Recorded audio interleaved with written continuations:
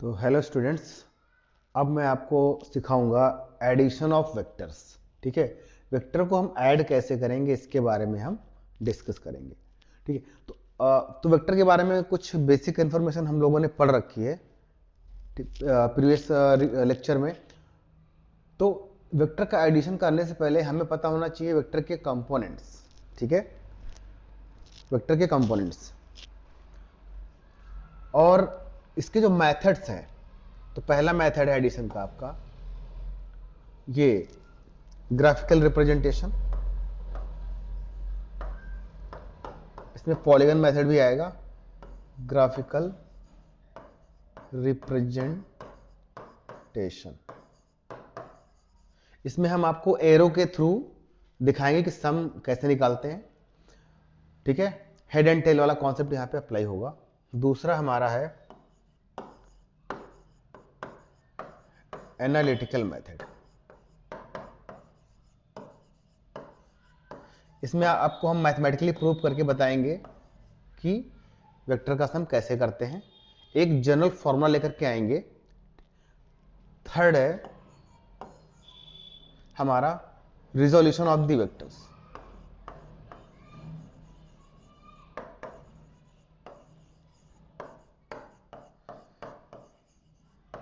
तो इन तीनों का सिग्निफिकेंस क्या है इसके बारे में डिस्कस कर लेते हैं। ग्राफिकल रिप्रेजेंटेशन में इसकी कुछ लिमिटेशंस हैं। तो इसमें लिमिटेशन इसमें यह है कि आपको अगर कार्टेशियन प्लेन पे एरो बनाना पड़ेगा तो उसका एंगल मेजर करना पड़ेगा, कंपास एंड प्रोटेक्टर की हेल्प से हमें ग्राफ बनाने पड़ेंगे, इसका एरो खींचना पड़ेगा, तो इसमें प्रॉब्लम आएगा। ठीक है, इसके जो क्वेश्चंस आते हैं थोड़े डिफरेंट रहते हैं, उसमें डायग्राम दिया रहेगा, आपको बताना होता है। जो हमारा एनालिटिकल मेथड है इसके बाद वाला, इसमें हम आपको एक फॉर्मूला ही दे देंगे। ठीक है, आपको एंगल दिया रहेगा, वेक्टर के बीच का एंगल दिया रहेगा। जैसे दो वेक्टर हैं ए एंड बी और उनके बीच का एंगल गिवन है और उनका मॉड यानी कि उनका मैग्नीट्यूड भी गिवन है, तो उसका रिजल्टेंट हम फाइंड कर सकते हैं। ठीक है, सभी में हमें रिजल्टेंट ही फाइंड करना है, बट सबका अलग अलग कॉन्सेप्ट है। तो एनालिटिकल में हम सीधे सीधे हम वैल्यू भी निकाल सकते हैं और रिजल्टेंट का angle with the first vector भी निकाल सकते हैं। थर्ड है हमारा रिजोल्यूशन ऑफ वेक्टर्स। तो देखिए सेकेंड वाले में एनालिटिकल मेथड में अगर मैं जो फॉर्मूला डिराइव करूंगा जैसे कि triangular law of addition and parallelogram method, तो इसकी लिमिटेशन ये है कि ये दो वेक्टर के सम के लिए एप्लीकेबल है। जैसे आपने फॉर्मूला शायद आई थिंक सुना हो आपने, R square is equal to A square plus, अगर नहीं भी सुना है तो आपको आगे बताया जाएगा, 2ab cos थीटा। ठीक है, इसमें क्या हो रहा है, वेक्टर ए और बी का सम कर रहे हैं और इसका मैग्नीट्यूड निकाल रहे हैं। आर क्या है हमारा, रिजल्टेंट ठीक है, magnitude of the resultant of vector A and B. Theta क्या है, angle between A and B. Graphical में क्या होगा, आपको एरो टाइप स्ट्रक्चर मिलेगा, जैसे वेक्टर ए हो गया, बी हो गया, पॉलीगन मेथड, सी हो गया, इन सबको ऐड करना है। ठीक है, फाइनल रिजल्टेंट निकालना पड़ता है इसमें, उसके बारे में हम बताएंगे। तो इसमें देखिए सेकंड वाले में क्या लिमिटेशन है, सेकंड वाले में लिमिटेशन ये है कि यहाँ पे दो वेक्टर से ज्यादा का सम हम नहीं निकाल सकते हैं। किसके थ्रू, इस मेथड के थ्रू। तो इसके लिए फिर कौन सा मेथड है, resolution of the vector. Resolution of the vector में किसका एप्लीकेशन होगा, कंपोनेंट ऑफ द वेक्टर का। किसका एप्लीकेशन होगा, कंपोनेंट ऑफ वेक्टर्स। ठीक है, कंपोनेंट ऑफ वेक्टर्स में इसके लिए क्या एप्लीकेबल होगा, यूनिट वेक्टर भी इसमें अप्लाई होगा, यूनिट वेक्टर्स एंड ट्रिग्नोमेट्री भी एप्लीकेबल है यहां पर, साइन एंड कॉस। तो चलिए सबसे पहले डिस्कस करते हैं ग्राफिकल रिप्रेजेंटेशन। तो हमारा फर्स्ट मेथड है ग्राफिकल रिप्रेजेंटेशन। चलिए ग्राफिकल रिप्रेजेंटेशन में हम क्या करते हैं, इसमें हमने एक वेक्टर ए लिया और दूसरा वेक्टर बी लिया। ठीक है, दूसरा वेक्टर हमारे पास बी है, इन दोनों को ऐड करना है। तो कैसे ऐड करेंगे, तो क्या करते हैं, सपोज हमें चाहिए किसकी वैल्यू, ए प्लस बी की वैल्यू चाहिए और इसका रिजल्टेंट को हमने क्या एज्यूम कर लिया, आर। आर एक वेक्टर है जो इन दोनों का रिजल्टेंट है, यानी समेशन का रिजल्टेंट। ठीक है, तो ए प्लस बी को हम ऐड कैसे करेंगे, तो सबसे पहले क्या करते हैं, वेक्टर ए को ड्रॉ करेंगे। सबसे पहले वेक्टर ए है तो ए को ड्रॉ करेंगे। फिर ये ए का आपको दिख रहा है, ये हेड होता है और ये टेल होती है, ठीक है। तो क्या करेंगे, सेकेंड वेक्टर की टेल को रखेंगे इसके हेड पर, ठीक है। The tail of second vector must join the head of the first vector, ठीक है, ऐसे। तो ये वेक्टर ए हो गया और ये वेक्टर बी हो गया। फिर इनिशियल से फाइनल जाएंगे, इनिशियल पॉइंट से फाइनल, ये इनिशियल पॉइंट है और ये हमारा फाइनल पॉइंट है। तो इनिशियल से फाइनल जाएंगे, यही हमारा क्या हो जाएगा, रिजल्टेंट आर, ठीक है। फिर से देख लेते हैं एक बार। सपोज मैं इसका शेप का यूज करके यहाँ पे आपको दिखा रहा हूँ, और अभी आपको मैं सिमुलेशन से भी दिखाऊंगा आज, जो मैंने बताया था प्रीवियस क्लास में। तो सपोज ये वेक्टर हमारे पास ए है और दूसरा वेक्टर क्या है, बी, जो यहाँ से स्टार्ट होगा, ठीक है। एक मिनट, ये वेक्टर हमारा हो गया बी, ठीक है। तो रिजल्टेंट कहाँ से कहाँ जाएगा, इनिशियल पॉइंट से फाइनल पॉइंट, ठीक है।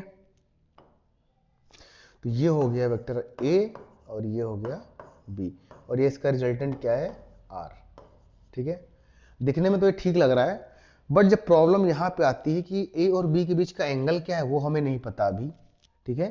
ए और बी के बीच का एंगल क्या है वो नहीं पता है, मान लो 30 डिग्री है, वो बनाना पड़ेगा आपको कंपास की हेल्प से, प्रोटेक्टर की हेल्प से। और आर का, जो आर हमारा वेक्टर है, इसका भी एंगल क्या है वही हमें मेजर करना पड़ेगा। इवन ए और बी की जो वैल्यू गिवन है, मान लीजिए ए की वैल्यू है 5 सेंटीमीटर और बी की वैल्यू है 10 सेंटीमीटर। तो 5 सेंटीमीटर 10 सेंटीमीटर का मतलब क्या, मैग्नीट्यूड। सपोज ये हम क्या ऐड कर रहे हैं, वेलोसिटी ऐड कर रहे हैं, या हम फोर्स ऐड कर रहे हैं, ठीक है। मान लीजिए 10 न्यूटन का फोर्स है और ये 20 न्यूटन का फोर्स है, इन दोनों का हम एडिशन कर रहे हैं। पर जो लेंथ है वो इसका मैग्नीट्यूड है, इसका एक रिप्रेजेंटेशन हो गया, एक स्केलिंग हो गई, ठीक है। तो उसको फिर हम जब मिलाएंगे यहाँ पर स्केल पर, तो जो फाइनल रिजल्ट आएगा तो उसका लेंथ हम मेजर करेंगे तो फाइनल रिजल्ट हमको मिलेगा। तो इसमें लिमिटेशन यही कि आपको बस ग्राफिकल रिप्रेजेंटेशन देख करके करना है, बाकी अगर आपको एंगल फॉर्म करना पड़ेगा तो बहुत प्रॉब्लम होगा रिजल्टेंट निकालने में, ठीक है। तो फिलहाल आपको इसको ऐसे ही नॉर्मली याद रखना है कि कैसे ऐड करें, और मल्टीपल वेक्टर भी यहां पर हम ऐड कर सकते हैं। जैसे कि यहां पर मान लीजिए हमारे पास एक वेक्टर ए है, ये ए हो गया, ये बी हो गया, ये सी हो गया। तो ये इनिशियल पॉइंट है और ये फाइनल पॉइंट है। तो रिजल्टेंट क्या हो जाएगा, R equal to A plus B plus C हो जाएगा। और ये सम जो होता है कम्यूटेटिव होता है, ठीक है। ऐसा नहीं है, ये सम कम्यूटेटिव होता है, प्रूव भी करेंगे हम आगे। अगर मैंने पहले बी लिख दिया, फिर सी लिख दिया, फिर ए लिख दिया, तभी रिजल्टेंट में कोई फर्क नहीं आएगा, ये कम्यूटेटिव होता है, ठीक है। तो वेक्टर सम क्या होता है, कम्यूटेटिव, ठीक है। Vector sum is commutative. Commutative का मतलब जानते होंगे, कम्यूटेटिव का मतलब क्या हुआ, A plus B equal to B plus A भी होता है। तो पहले आप ए को बनाएं या बी को बनाएं, रिजल्टेंट क्या रहेगा, सेम रहेगा। मैं आपको एग्जांपल से भी बता सकता हूं, एक बार फिर से देखिए। मान लीजिए ये वेक्टर ए है और ये वेक्टर बी है, तो इसका रिजल्टेंट क्या हो जाएगा, ये आर, ठीक है। अब आपने कहा नहीं मुझे बी प्लस ए चाहिए, तो पहले मैंने बी बनाया, फिर बाद में मैंने ए बनाया, ठीक है। सेम लेंथ का बनाना पड़ेगा आपको। अब देखिए इनिशियल से फाइनल पॉइंट जाना है, तो ये मिला दिया हमने। देखिए दोनों पैरेलल आ रहे हैं, ये और ये दोनों सेम है, ठीक है। सेम रिजल्टेंट है, यानी कि ये कम्यूटेटिव भी होता है, सेम रिजल्टेंट, ठीक है। तो इसको पॉलीगन मेथड भी कहते हैं, जो मैंने अभी ड्रॉ किया है मल्टीपल वेक्टर का डायग्राम, तो ये पॉलीगन मेथड भी होता है। नेक्स्ट मेथड पे हम आते हैं अगर, तो वो हमारा एनालिटिकल मेथड। नेक्स्ट मेथड क्या हमारा, एनालिटिकल मेथड। तो उसमें क्या करेंगे, हमें डेरिवेशन करेंगे, ठीक है। चलिए पैरेललोग्राम से ही कर देते हैं इसको, ठीक है। सेकंड हमारा हो जाएगा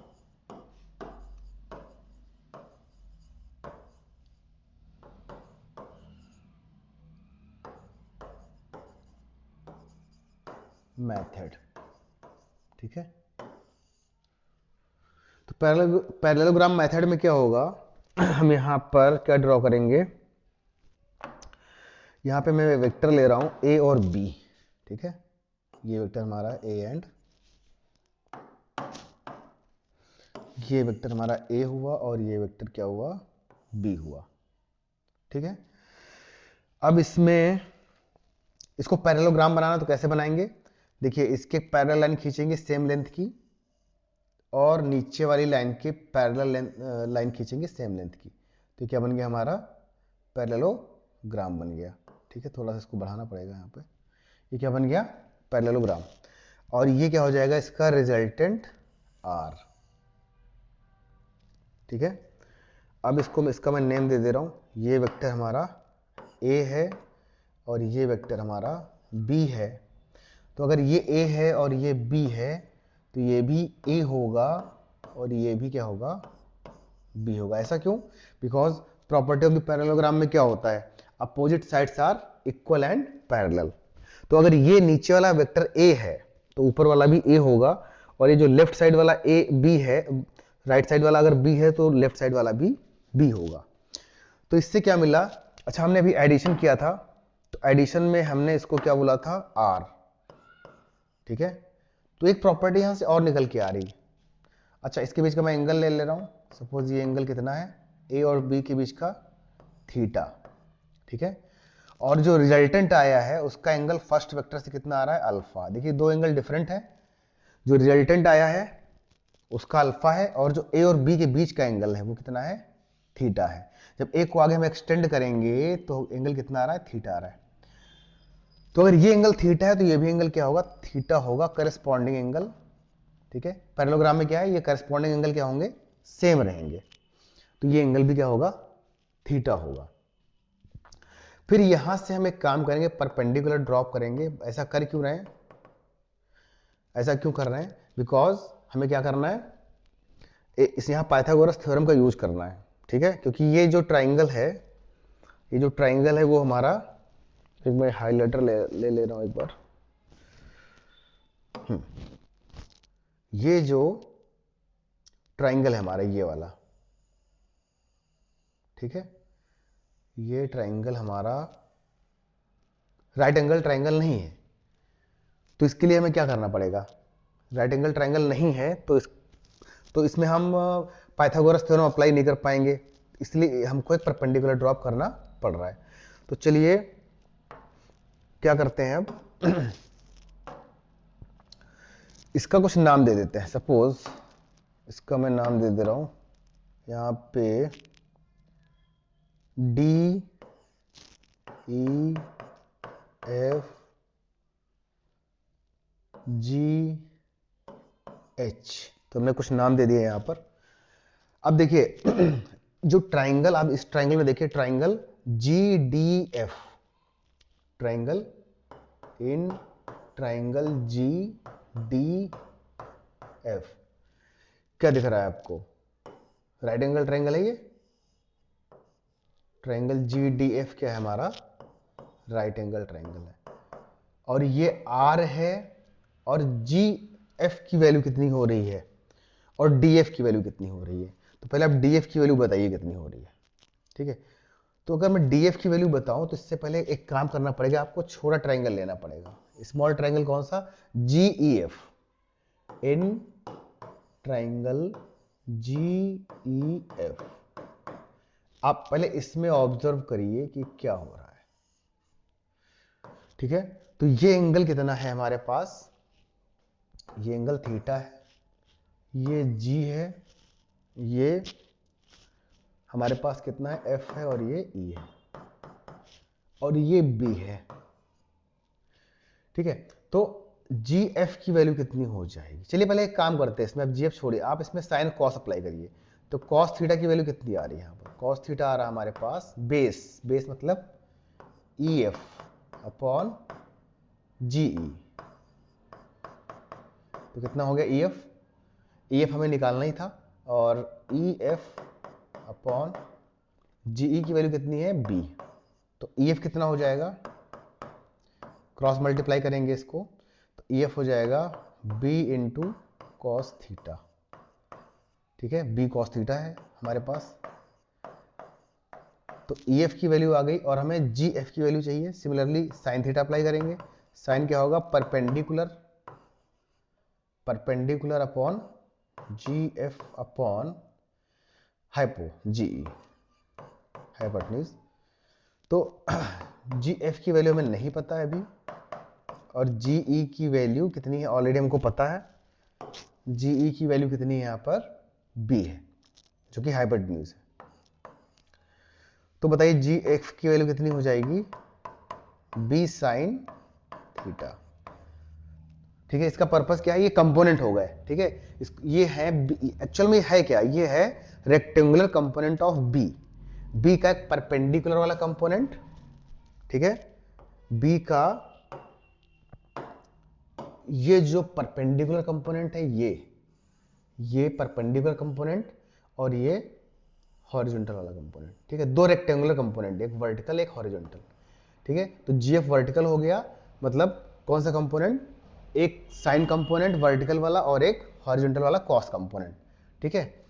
तो हम लिख सकते हैं यहां पर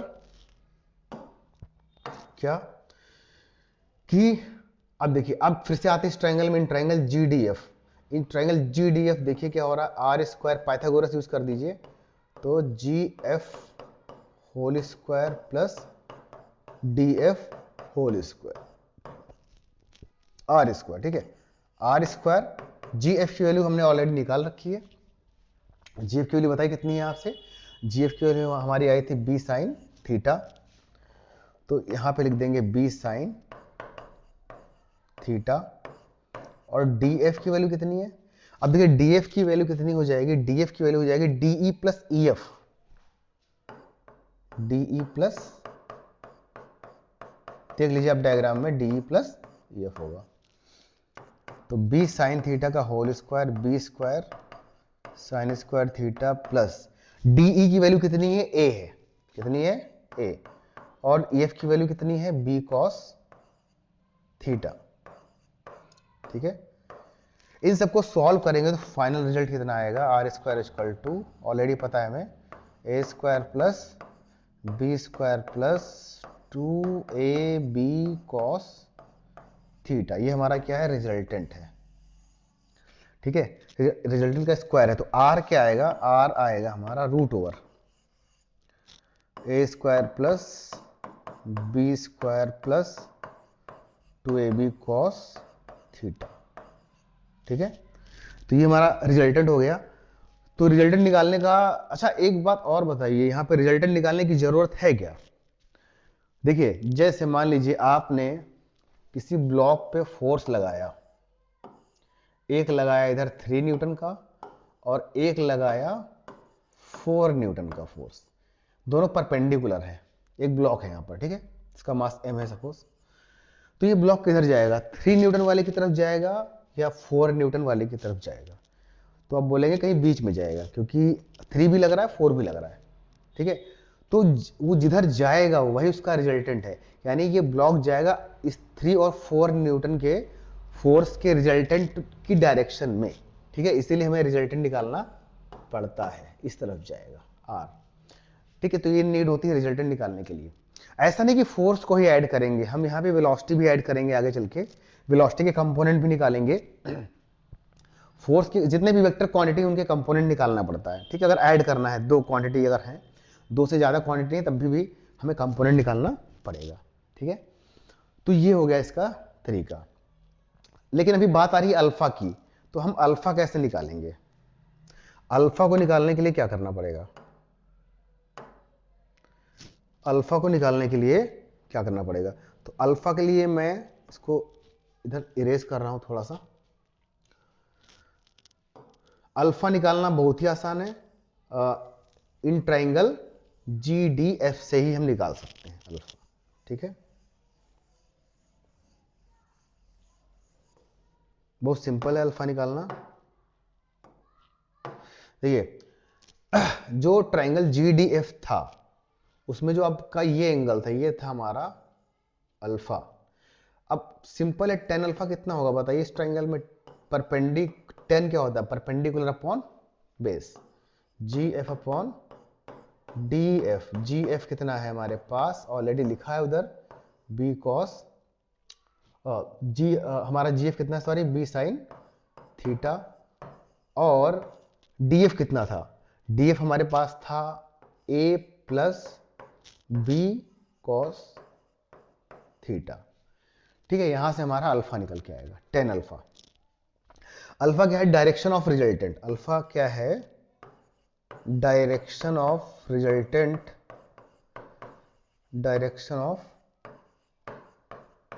resultant from first vector, from first vector A. ठीक है, फर्स्ट वेक्टर ए। ठीक है, तो अल्फा जो एंगल है वो ए से रहेगा, ए हमारा फर्स्ट वेक्टर है। ठीक है, सेकेंड वेक्टर से कितना हो जाएगा एंगल, वो तो आप निकाल सकते हैं, थीटा माइनस अल्फा हो जाएगा। ठीक है, तो फिलहाल तो हमें फर्स्ट वेक्टर से एंगल निकालना है। अगर फर्स्ट वेक्टर से निकल आएगा तो ऑटोमेटिक हम सेकेंड वेक्टर से भी निकाल सकते हैं माइनस करके। ठीक है, तो ये हमारा 10 अल्फा हो गया। अल्फा यानी direction of resultant from the first vector. ठीक है, तो चलिए अब इसका मैं कुछ डिमॉन्स्ट्रेशन भी दिखाऊंगा कि कैसे निकालते हैं इसको। मैं इसका भी डिमॉन्स्ट्रेशन भी दिखाता हूं आपको आगे।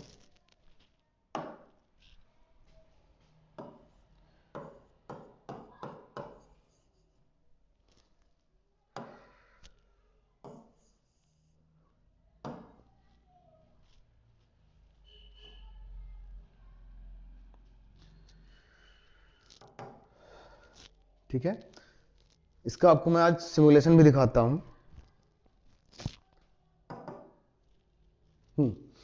कि देखिए हमारे पास एक कार्टेशियन प्लेन आ गया, यहां पे तीन वेक्टर दिए हुए हैं ए बी और सी, दिख रहा होगा आपको। तो इस ए वेक्टर को मैं उठा करके इस कार्टेशियन प्लेन पे रख रहा हूं। ये वेक्टर हमारे पास कितना है? ए। ठीक है, और इसकी लेंथ कितनी आ रही है? अभी मैंने जो लेंथ ली है वो कितनी है? देखिए ऊपर लिखा है मैग्नीट्यूड कितना है, 10 है इसका। और इसके दो कंपोनेंट भी दिखाई दे रहे हैं आपको। कौन कौन से कंपोनेंट है? एक हॉरिजॉन्टल कंपोनेंट, ठीक है, और एक वर्टिकल, ए एक्स और ए वाई। ए एक्स कितना है? 6 है, और ए वाई कितना है? 8 है, और एंगल कितना है? 53 डिग्री। तो ये देखिए यहां पर मैं वैल्यूज भी दे दे रहा हूं आपको। ठीक है, ये कितना है? 53, और ये कितना है आपका? दो कंपोनेंट इसके हॉरिजॉन्टल और वर्टिकल। तो हॉरिजॉन्टल जो कंपोनेंट है वो 6 है, और जो वर्टिकल कंपोनेंट है वो कितना है? 8 है। आपको पता भी है कि 6 और 8 का पाइथागोरस थ्योरम में एप्लीकेबल अप्लाई करें इसको तो 10 ही आता है। अगर मैंने बेस 6 ले लिया और परपेंडिकुलर 8 ले लिए तो कितना आएगा? 10 आएगा, या वाइस वर्सा। बेस को हम 8 ले लें और वर्टिकल को 6 ले लें तब भी कितना आएगा? 10 आएगा। तो ये हमारा ए है 10। तो ये वेक्टर हमारा 10 है, और कितना एंगल फॉर्म कर रहा है? 53.1 डिग्री। ठीक है, अप्रोक्सीमेट 53 हम इसको लेते हैं। ठीक है, अब एक चीज मैं यहां पे और दिखाना चाहूंगा कि अगर मैं यहां पर इसको थोड़ा सा करता हूं रोटेट, अगर देखिए मैं इसको क्या कर रहा हूं? रोटेट कर रहा हूं, या इसको मैं बढ़ा भी सकता हूं यहां तक। ठीक है, अब मुझे एक वेक्टर दूसरा ऐड करना है इस पे। सपोज अभी के लिए मैं ये हटा रहा हूं, एक वेक्टर में बी लेकर के यहां पे आ रहा हूं। ठीक है, ये मुझे ऐड करना है ए प्लस बी। ये देखिए ए प्लस बी। अब हमें ऐड करके क्या आएगा इसका आंसर, आप क्या बता सकते हैं? देखिए जो बी की वैल्यू दिख रही है ऊपर वो कितनी है? 16.2। ठीक है, कंपोनेंट अभी अगर नहीं भी देखेंगे तो काम चलेगा। ठीक है, अगर कंपोनेंट आप नहीं भी देख रहे तो काम चलेगा। और ए की वैल्यू कितनी थी ऑलरेडी आपको पता है? 14.1 थी। ठीक है, और उसका एंगल कितना था हॉरिजॉन्टल से? 45 डिग्री। अब देखिए दोनों के एंगल एक बार फिर से देख लेते हैं। एक का एंगल है हॉरिजॉन्टल से 45 और दूसरे का है 21.8। ठीक है, अब इन दोनों को अगर सम करेंगे तो क्या आएगा आंसर, इन दोनों का अगर सम करेंगे तो आंसर क्या आएगा, चलिए वो देखते हैं एक बार। तो इसका आंसर आएगा 29.7। कितना आया, 29.7, ये इसका रिजल्टेंट होगा। ठीक है, ये देखिए ये इसका क्या है रिजल्टेंट, a प्लस बी। जब आपने a प्लस बी किया तो कितना आया 29.7। ठीक है, अब एक बात बताइए, आप अगर ए बी को बढ़ाएंगे तो तब भी इसका रिजल्टेंट बढ़ेगा, ए को बढ़ाएंगे तब भी बढ़ेगा। ठीक है, अगर इसका हम लेंथ बढ़ाते हैं वेक्टर का तो इसका रिजल्टेंट भी बढ़ेगा। ठीक है, एंगल को चेंज करेंगे तो भी रिजल्टेंट चेंज होगा। ठीक है, अगर मैं एंगल को चेंज कर रहा हूं तब भी रिजल्टेंट क्या होगा, चेंज होगा। तो अभी अगर मैं सपोज इसको रिजल्टेंट को बाहर करता हूं थोड़ा सा, अब चलिए अगर मैं इसको कर रहा हूं रोटेट थोड़ा सा और इधर की तरफ, तो देखिए रिजल्टेंट भी रोटेट हो रहा है। ठीक है, यानी रिजल्टेंट दोनों पे डिपेंड करेगा, ए पर भी और बी पर भी। अगर आपने थोड़ा सा भी चेंज किया तो रिजल्टेंट क्या होगा, चेंज होगा। या फिर आप बी में चेंज करें, या बी में बी का अगर आप लेंथ बढ़ाएंगे तब भी रिजल्टेंट बढ़ेगा, और बी का आप एंगल आप कम ज़्यादा करेंगे तब भी इसके रिजल्टेंट में चेंज आएगा। जो जो फाइनल हमारा जो एस से दिखा रहा है वही हमारा आर है। ठीक है, रिजल्टेंट ये हो जाएगा। ठीक है, तो ये ऐसे हो रहा है कुछ। और अभी मैं आपको इसके कंपोनेंट भी दिखाता हूं, अगर आपको कंपोनेंट देखना है तो वो भी आप देख सकते हैं। ठीक है, ये देखिए कंपोनेंट, ये जो 10 और 10 दे रखा है ये किसका कंपोनेंट है, ए का कंपोनेंट है, एक वर्टिकल और एक हॉरिजॉन्टल। और बी का कंपोनेंट देखिए, बी का कितना है 15 और एंड 5, 15 एंड 15 पॉइंट सॉरी हाँ, हॉरिजॉन्टल कितना है 15 है और वर्टिकल कितना है 5 है। तो आप देखिए कंपोनेंट निकालने का देखिए सिग्निफिकेंस क्या है, सबसे अच्छा आप देखिए इसका जो कंपोनेंट है हॉरिजॉन्टल कंपोनेंट किसका, ए वाले का कितना है 10 है, और बी वाले का कितना हॉरिजॉन्टल है 15। देखिए डायग्राम में 15, तो 10 और 15 को जब ऐड करेंगे तो कितना आएगा 25 आएगा, जो कि रिजल्टेंट के हॉरिजॉन्टल कंपोनेंट में दिख रहा है। 10 और 15 को आप ऐड करेंगे तो कितना आएगा 25 आएगा, जो कि दिख रहा है किसमें, रिजल्टेंट में दिख रहा है। अब ऐसे ही आप इन दोनों का वर्टिकल कंपोनेंट ऐड करिए, 10 और प्लस 5 कितना होता है 15। ए वाले का वर्टिकल कंपोनेंट 10 है और बी वाले का वर्टिकल कंपोनेंट 5 है, दोनों को ऐड करेंगे तो कितना आएगा 10 प्लस 5 15 आएगा। इसीलिए कंपोनेंट निकालने की जरूरत पड़ती है। अगर आपने कंपोनेंट निकाल लिया तो आपको क्या करना पड़ेगा कि ये क्वेश्चन काफी आसान हो जाएगा। तो आप ए बी सी डी कितना भी ऐड कर सकते हैं, कंपोनेंट से हमारा ये फायदा है। ठीक है, तो ये हमारा रिजल्टेंट हो गया। और मैं एक चीज आपको और दिखाना चाहूंगा इसमें, जैसे एक वेक्टर मैंने ए लिया यहां पर,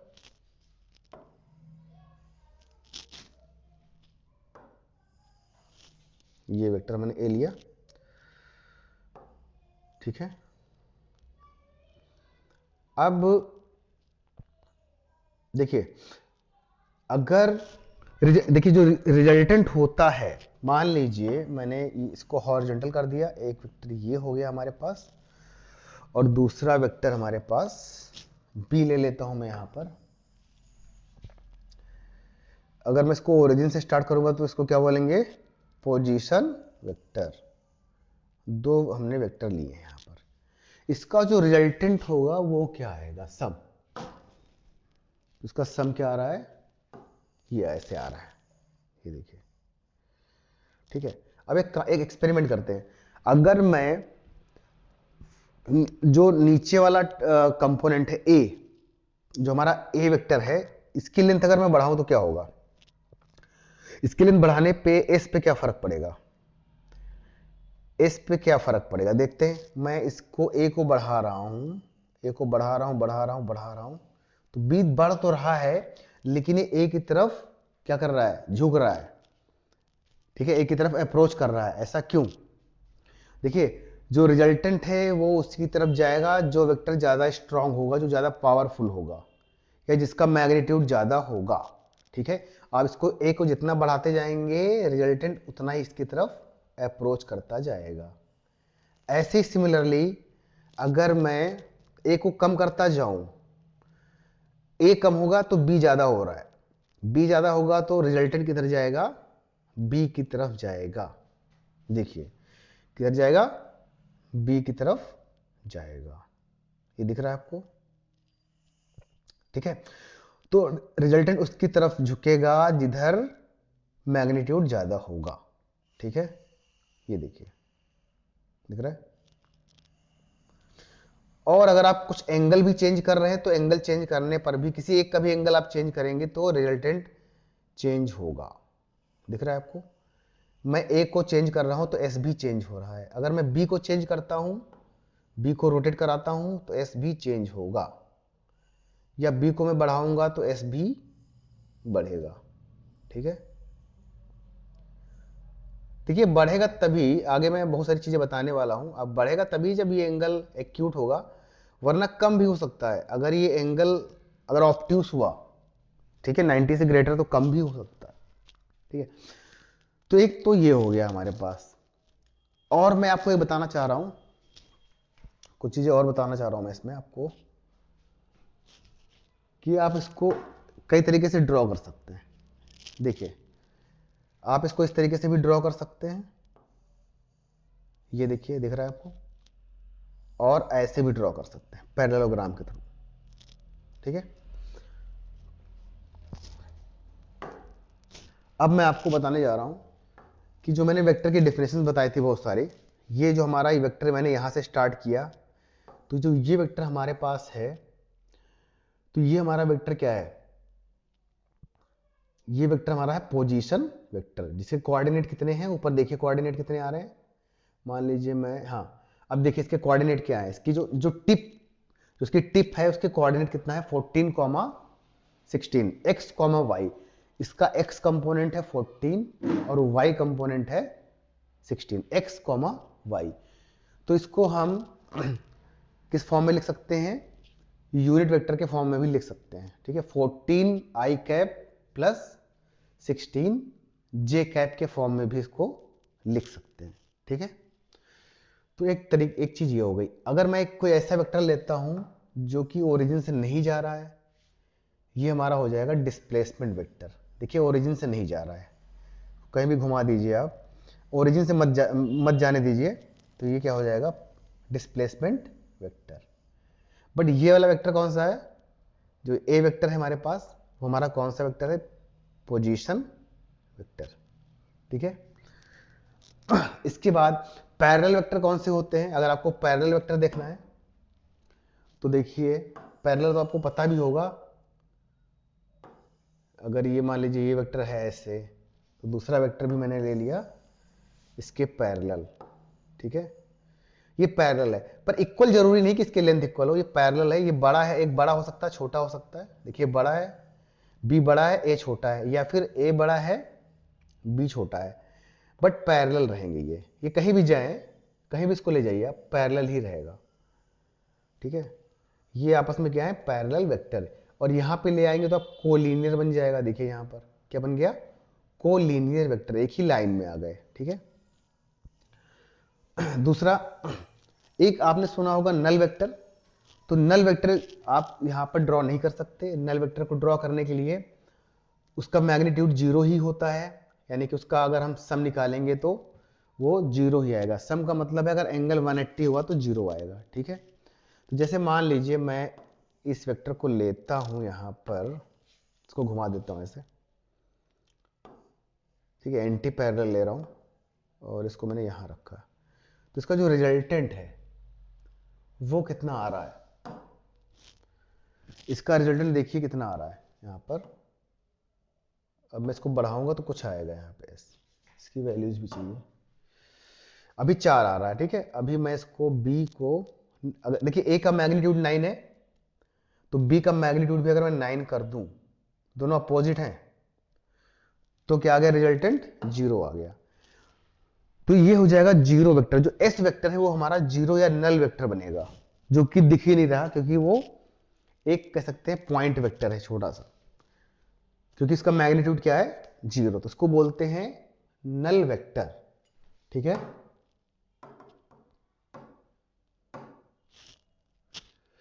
तो ये इसके तरीके हो गए, कई सारे मेथड हो गए बताने के लिए, डिमॉन्स्ट्रेशन के लिए। तो आप इसमें कई सारे वेक्टर ऐड कर सकते हैं, पॉलीगन मेथड भी अप्लाई कर सकते हैं। जैसे 3 वेक्टर हो गए हमारे पास ए, बी और सी। तो पॉलीगन मेथड में क्या होता है आपका, सपोज ये वेक्टर हमारे पास ए है, ठीक है। अब दूसरे वेक्टर को यहां पे लाना हमें चाहिए ए प्लस बी प्लस सी चाहिए, तो मैंने बी को लिया और बी को मैंने यहां पे इसको ऐड किया, इधर ए से बी को ऐड किया, फिर बी से मैंने सी को ऐड किया, बी से मैंने सी को ऐड किया। सपोज ये ऐसे वेक्टर है, तो इन तीनों का रिजल्टेंट क्या होगा, इन तीनों का रिजल्टेंट क्या आएगा, तो इसका रिजल्टेंट क्या आएगा, इनिशियल से फाइनल, ये आएगा इसका रिजल्टेंट। और इसकी वैल्यूज आपको अगर देखनी है, इसकी वैल्यूज भी आपको मिल जाएंगी सारी की सारी। ए की वैल्यू 12 है, बी की वैल्यू 9.1 है और सी की वैल्यू 8.1 है, तो इसका रिजल्टेंट कितना है 21.2 आया, according to the angle between A B and C. ठीक है, तो ये इसका समेशन ऐसे हम देख सकते हैं। ठीक है, इवन इसके हम सारे कंपोनेंट भी देख सकते हैं, जैसे एस का कंपोनेंट दिख रहा है कितना, अगर सबको हटा दें, एस केवल एस ही रहे, तो एस का अगर मैं एस की बात करूं तो एस के कंपोनेंट कितने आएंगे, मान लीजिए ये एस आ गया यहां पर ओरिजिन पर। ठीक है, तो इसके दो कंपोनेंट कौन कौन से हैं, हॉरिजॉन्टल कंपोनेंट 3 है और वर्टिकल कंपोनेंट कितना है 21 है। देखिए वहां पर ऊपर एकदम टॉप पे देखिए कि जो एस का कंपोनेंट है, वो जो हॉरिजॉन्टल वाला एक्स वाला कंपोनेंट है वो 3 रहेगा, और जो वाई वाला कंपोनेंट है वो क्या रहेगा, वाई वाला कंपोनेंट कितना रहेगा 21 रहेगा। ठीक है, तो सभी के देखिए हॉरिजॉन्टल कंपोनेंट है, सभी के वर्टिकल कंपोनेंट है, उनको ऐड करेंगे तो यही आंसर आने वाला है। ठीक है, तो अभी इसका मैंने डिमॉन्स्ट्रेशन दिखाया है, तो अभी आज के लिए इतना ही। इसके और क्वेश्चंस करेंगे हम। ठीक है, जो फॉर्मूला हमने ड्राइव किया उसके क्वेश्चंस करने हैं, और इसका एप्लीकेशन और अच्छा कैसे हो सकता है वो मैं जो मैं 3D सिमुलेशन, इसका जो 2D सिमुलेशन है उससे मैं दिखाऊंगा आपको करा के और अच्छी तरीके से, किससे हम क्वेश्चन और अच्छी तरीके से कैसे सॉल्व कर सकते हैं। ठीक है, इसके बाद जैसे इसी में आ गया आपका जो मेथड मैंने बताया था, सबसे लास्ट वाला मेथड भी इसी में आ ही जाएगा, जो आगे मैं पढ़ाने वाला हूं। ठीक है, आई और जे वाला कंपोनेंट जो पढ़ाने वाला हूं वो इसी में आ जाएगा, मैं इसको दोबारा से फिर से बताऊंगा। ठीक है, कौन सा जो सबसे मैंने लास्ट में आपको बताया था, कौन सा याद है आपको, सबसे लास्ट वाला मेथड क्या था, क्या हमारे पास, रिजोल्यूशन ऑफ दी वेक्टर। सभी वेक्टर को रिजोल्व कर लेंगे। जैसे यहां पर देखिए ए को रिजोल्व किया तो ए का कितना आ रहा है 9 और 8 आ रहा है, बी को रिजोल्व किया तो बी का कितना है 9 एंड 1 है, सी को रिजोल्व किया तो सी का कितना आ रहा है 4 एंड -7। तो जितने सबके एक्स कंपोनेंट हैं उनको ऐड कर लेंगे और सभी के वाई कंपोनेंट को ऐड कर लेंगे। ठीक है, तो जो एस का जो वर्टिकल कंपोनेंट है सभी के वर्टिकल कंपोनेंट का एडिशन होगा, और एस का जो हॉरिजॉन्टल कंपोनेंट 3 आ रहा है वो सभी के हॉरिजॉन्टल कंपोनेंट का सम होगा। ठीक है, जैसे एस का जो हॉरिजॉन्टल कंपोनेंट है वो 3 आ रहा है और ए का कितना है 9 है, इसका 9 और ए का 9 है हॉरिजॉन्टल, और बी का हॉरिजॉन्टल कितना है 1 है, तो 9 + 1 कितना हुआ 10 हुआ, और इसका कितना है -7, तो 10 और -7 कितना हुआ 3, जो कि यहाँ पे दिख रहा है आपको, जो कि इसमें आपको दिख रहा है। ठीक है, तो आज के लिए भी इतना ही, फिर नेक्स्ट क्लास में हम पढ़ेंगे रिजोल्यूशन मेथड, और जो हमने आज फॉर्मूला ड्राइव कराया उसके न्यूमेरिकल भी करेंगे। तब तक के लिए थैंक यू क्लास।